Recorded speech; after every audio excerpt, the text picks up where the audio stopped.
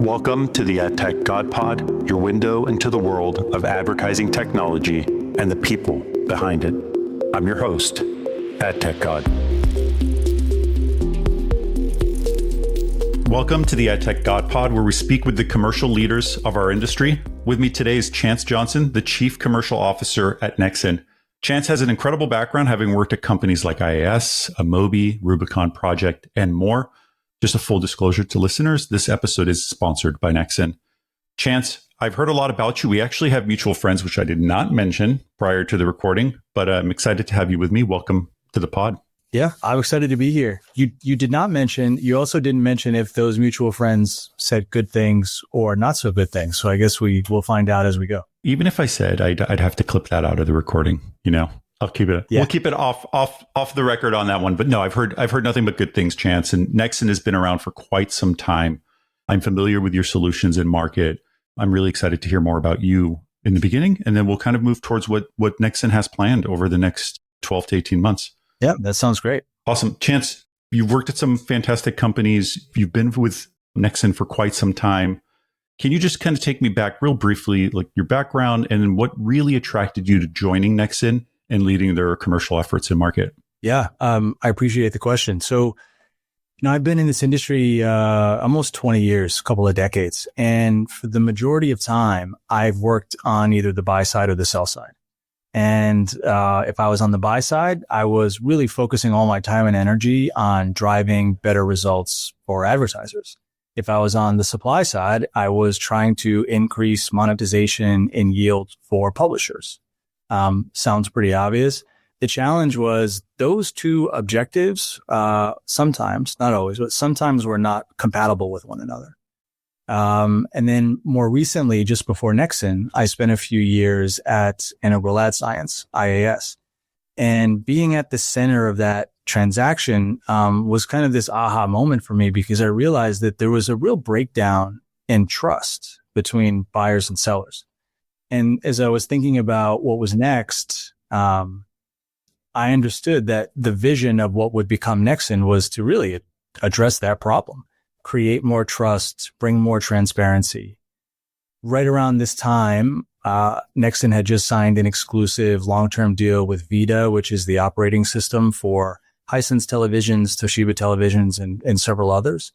And I just thought, well, here's a really cool company that takes the best of what I've done in my career, takes some technology companies that I've worked with and I have a lot of confidence in, brings them together in a way that solves a real problem in the market, at least a problem that I saw. And, we've spent the last few years building this thing. I mean, Nexxen as a brand is only 2 years old. It sounds crazy to say because we've spent so much time and energy talking about the company and building this up, but it's only existed for 2 years. We've done an incredible job. I'm very proud of it. We've done a great job on the supply side where, Jounce recently rated us a top 5 SSP for direct supply coverage. Amazing. And now, again, just evangelizing and educating the market on our DSP capabilities and making sure that partners on both sides understands that, 1 + 1 could equal 3, and that convergence and consolidation could be a really good thing for the industry. Absolutely agree. You touched up on so much in that short period of time. And I really want to touch up on all of them because I think they're all very important topics that the industry talks about a lot. You mentioned two key words that I think are always something that sparks something in me, and trust and transparency. I think you talked about the trust in terms of the buyer trust and the seller trust, the way the buy and sell side often do not have that built in. What has Nexxen done in its evolution since the acquisition of Amobi and the rebrand of Amobi, Tremor, Unruly in 2003 to help build that trust between the buyers and the sellers in market? Buyers and sellers are really smart. They're really informed. We've kind of entered this age where there's just a lot of information, and, we're not chasing impressions anymore. Like we're chasing positive outcomes. And for too long, I feel like both sides thought, well, my outcome is my priority and your outcome is yours. And we believe actually that this works much better when the buyers and sellers are working collaboratively to achieve a common goal. The big thing though is, there's just a huge amount of players that are in the space. I think the last Luma chart has 15,000 companies in it, which Depending on which side of the aisle you might say, well, you're probably going to look at it and say that's objectively too many. eMarketer shows that, more than 50 cents of every dollar from an advertiser doesn't make its way to a publisher. It's getting lost in this ad tech tax. And so our job is to provide our partners with tools, with insights, with data to allow them to make really great decisions. Like we don't, I would never walk into a marketer's office and tell them how to run their business. Like I'm not that arrogant. What I can tell them is how to deliver ads more effectively and give them the tools to be able to make better decisions. And so we've approached it from a partnership perspective and being able to shine a light on some really high quality premium supply that maybe they weren't always in the market for. And being able to propagate that on behalf of our publishers and drive better results for advertisers is kind of been the backbone of our business and our business model, frankly. The publisher ecosystem on its own is so complicated. Whether we're talking about the connected television space, the streaming space, mobile or web, that industry is really under a tremendous amount of pressure with external risks, right? They're kind of being battled by LLMs. We're starting to see a little bit of a decline of traffic across the web. And that is a challenge. But in the streaming television world, there's an opportunity to do it right. And hearing what you had to say about the transparency and about the trust that you're building with your supply partners, with your publisher partners, makes me ask, what are you guys doing on the demand side of the business to create the trust and the KPI and the ROAS that the advertisers are looking for across the ecosystem? We have this simple theory that just by cutting supply sources that you're not making it more efficient. And what I have seen happen from the advertiser side, especially as it relates to CTV, is you're going to buy the premium CTV that that you watch. Maybe you're going to buy Netflix and you're going to buy Hulu, and you absolutely should. It's like super premium and super high quality. There's also some inventory that is extremely premium and extremely high quality and drives incredible results that maybe is just priced a little bit differently and priced a little bit more efficiently. And our job is not to sell on behalf of publishers or, force buyers into something that they want to do. The whole concept of our business of Nexxen, as a Nexxen DSP, is we're interoperable. We're holistic. Bring your strategy. We want to be your partner, and we want to shine some light on some things that maybe you haven't considered as a marketer. And if we can do that, and we can bring our buyers and sellers together, it tends to lead to pretty positive results. And the great thing is, it's the same team that's working with publishers, that's working with advertisers. And so we can have our folks that are sitting here that have just got off the phone with a really premium CTV publisher that maybe is not getting the demand that they feel like they should. We can go have that conversation with our advertising clients and give them the opportunity, or at least demonstrate the value that this inventory could bring. The nice thing about what we do is everything is measured. So you don't have to trust me, or you don't have to trust the publisher.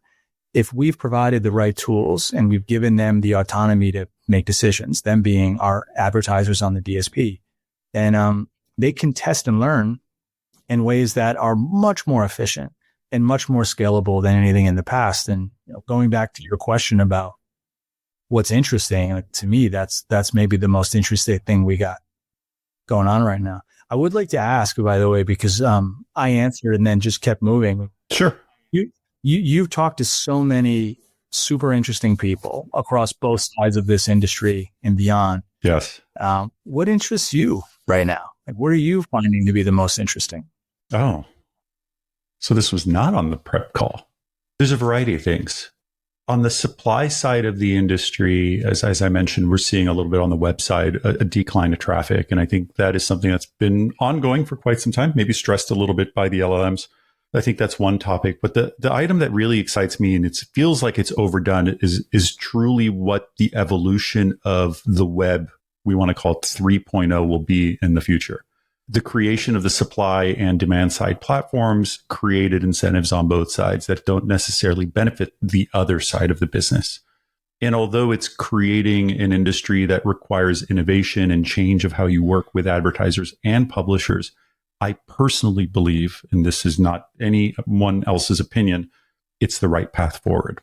The transparency and the KPIs and the delivery of campaigns are very important for advertisers, and monetization, fill rate, and maximizing revenue for a publisher is very important. And being able to do that in two entirely separate ecosystems creates a conflict. Like, you have the supply side platform focused on maximizing revenue, and you have a demand side platform that's focused on delivering KPIs in full, hitting the campaign delivery based on the timeline that they need.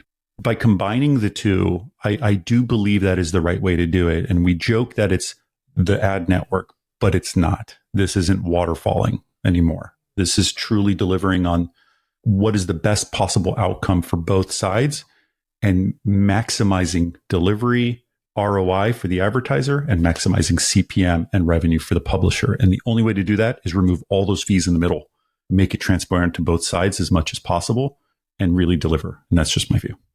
Yeah. And by the way, great answer. Some advertisers might be very comfortable with all of those fees. They might decide that, hey, I'm spending all this money on these partners, but these partners are generating value. And that is absolutely up to them to decide what value means to them. But we got to shine a light on where that money is going. And that transparency is critical. Right. And you're right. Like, I know you're big on building up the industry, and I love and respect that. One of the coolest things about what we do in this industry that we get to work in is that it changes so much. And, it may be my recency bias, but I feel like in the last year, things have changed more, like in the last 12 months than in the last 5 years total. And LLMs are a big part of it. Absolutely. The cool thing is when I sit around with other folks in the industry that I trust and respect, nobody is looking at this as, oh no, the sky is falling.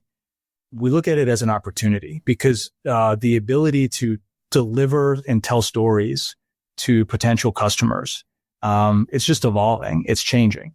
And maybe there's some companies that will struggle with that evolution, but there's going to be some great new companies that come up and tackle this really complex problem, and things just evolve and move. And it's just a cool thing to be a part of. So yeah, I think we're on the same page. I agree. I think that there are those who are panic and they go into a freeze mode and they don't know how to react because they don't want to get out of their own way.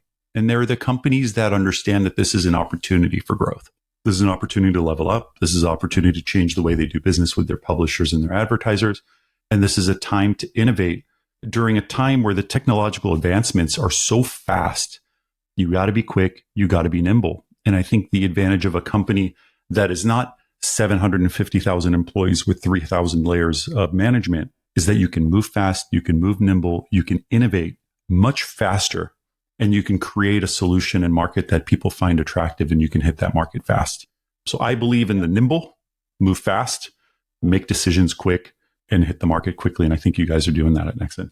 Yeah, well, I mean, well said. We're certainly trying. I mean, we're a public company and we have 1,000 employees, but of all the places I've ever worked, including startups with 5 employees, like nobody moves faster than Nexxen because we recognize we're a challenger. We're not the biggest. We're not the most well-known.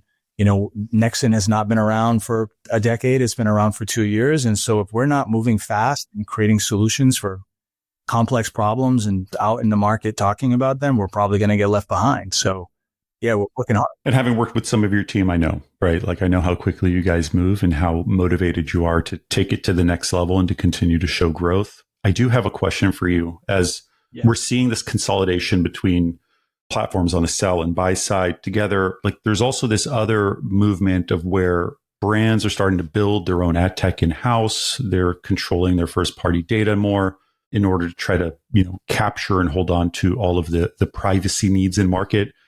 How's that play a role in how companies will work with brands? Do you think these brands are scalable in doing it this way? What's your opinion on the pros and cons of in-housing ad tech? Okay, so there's a lot of pros. I'll start with that. So first of all, a lot of brands are realizing the gold mine that they're sitting on with their first party data. And they're trying to do something with it because they know it'll help improve their business. It'll drive better outcomes for their campaigns and so much more. In the long run, they're really just trying to strengthen their relationship with their customers, and using that first party data in a powerful way will do exactly that. You have more control. You have the ability to sort of communicate in a way that you know is going to be most effective to your customers or prospective customers. The downside, the trade-off is like it's incredibly operationally burdensome. It's incredibly expensive. If you're not some of the biggest, retailers in the world, like a Amazon or a Walmart or a PayPal, where you can monetize your ads in a different way, all of the time and money that you spend it's a cost. It's a very hard cost. And you have to find the talent, and, the people side of it is a whole, unique challenge in building a great team.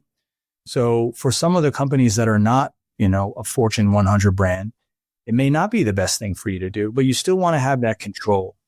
And, it's a big part of our business model. If I'm honest, I'm not trying to promote Nexxen, but it keeps coming back to it, which is, we want to give our partners the ability to tap into their first party data, but turn it into something that is scalable and that is a privacy compliant ecosystem. And that second part of it is not easy, especially if you don't have the resources. So we're trying to give tools, and explain to people that our platform is open, it's interoperable. And if you're coming, you're going to work with us and you're going to leverage our DSP, you can bring your first party data to the party. We can enrich it. We can make it sing. We can make it drive better performance. And we give you 100% transparency and ownership in terms of doing whatever with that first party data that you want, while providing some service in terms of coaching and support, but ultimately listening, because nobody knows their customer better than the marketer themselves. And we try to be a partner there. So I told you earlier, I heard about you. Your name has come up with some mutual friends. I have also heard something else about Nexxen, and I'll be totally upfront. So one of the things that I've heard about Nexxen in market is that you guys have like a white glove service. Like, you guys are technically very good with managing your accounts, very hands-on and available. You respond to your clients quickly. Your account management team is fantastic. And I think it's those types of support that you provide that's different than others. And I say this because I know of many supply side platforms and demand side platforms that do not have that personal touch. But that personal touch is really important when there's money on the line, goals on the line, and quite honestly, sometimes people's bonuses on the line.